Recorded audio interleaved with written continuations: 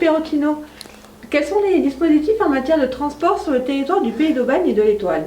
Bonjour Bénédicte, le développement économique ainsi que l'amélioration du cadre de vie passe par une politique de transport moderne et audacieuse, adaptée aux exigences de notre époque. Notre territoire est composé de villages, alors il faut évidemment se déplacer pour le travail, aller à l'école, voir un médecin, faire des courses, etc. Il est donc important de faciliter la mobilité tout en tenant compte de l'environnement. Oui, mais comment? Pour ce faire, des mesures capitales sont mises en œuvre. Un maillage territorial sur les 12 communes, l'accessibilité pour tous et la gratuité des transports. Le Pays d'Aubagne et de l'Étoile a été le premier à adopter à l'échelle régionale le schéma directeur d'accessibilité des transports publics. Mais qu'est-ce que ça représente concrètement? Le transport sur le territoire, c'est plus de 6 millions d'utilisateurs par an et 2 millions de kilomètres parcourus. La flotte comprend 86 véhicules, dont 21 au gaz naturel. Plus écologiques et silencieux, ces nouveaux bus améliorent le confort des usagers. Notre réseau est en totale conformité avec la loi sur la transition énergétique dans les transports en commun. À l'écoute des enjeux environnementaux alors? Tout à fait. Et pour inciter les usagers à utiliser des modes de transport plus économiques et écologiques, le service Vélo Plus de la métropole Mobilité propose des vélos à assistance électrique accessibles à tous à partir de 16 ans. En format classique, pliant ou familial, ils sont proposés à la location de longue durée, dont 50% peut être pris en charge par l'employeur. C'est le mode de transport idéal pour les petits trajets. Et les projets Chronobus et Valtram sont-ils toujours d'actualité?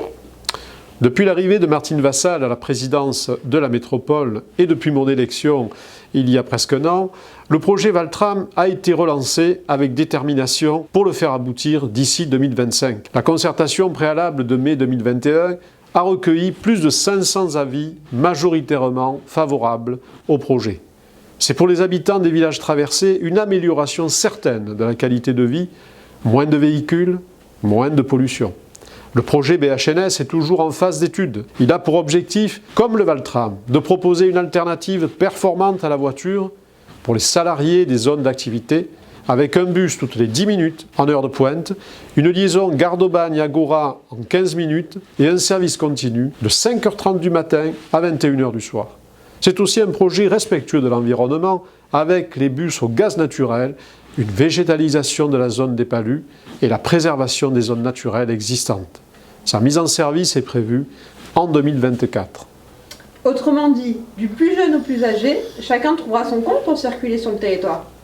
Et oui, en complément des lignes régulières de l'agglo, 11 circuits scolaires assureront la desserte des établissements du territoire pour plus de 220 000 élèves. Ces circuits fonctionnent uniquement en période scolaire avec 1 ou 2 services le matin et le soir. Ils sont accessibles à tous gratuitement, même pour les trajets hors territoire et sans inscription préalable. Et pour une bonne information, je vous invite à consulter les sites Le Pilote et Zoom à Région Sud où vous trouverez tous les renseignements nécessaires. Tous les jeunes de moins de 26 ans, qu'ils soient étudiants, apprentis, stagiaires, de la formation professionnelle ou en service civique, peuvent se procurer un pass annuel métropole étudiant. Un vrai coup de pouce pour les familles. Et est-ce que d'autres dispositifs particuliers existent aussi? Dans les zones peu denses, il y a le bus à la demande qui complète les lignes régulières du réseau, qui permet aux usagers de rejoindre un arrêt sur les lignes régulières. Les habitants du Pays d'Aubagne et de l'Étoile peuvent aussi bénéficier d'un titre de transport annuel gratuit sur la ligne 240 pour tout trajet compris entre les arrêts du pôle échange d'Aubagne et la Solitude à la Penne-sur-Yvonne. Pour s'inscrire, vous pouvez téléphoner à l'accueil du conseil de territoire en utilisant les transports en commun ou le vélo. Je protège l'environnement, je protège mon territoire.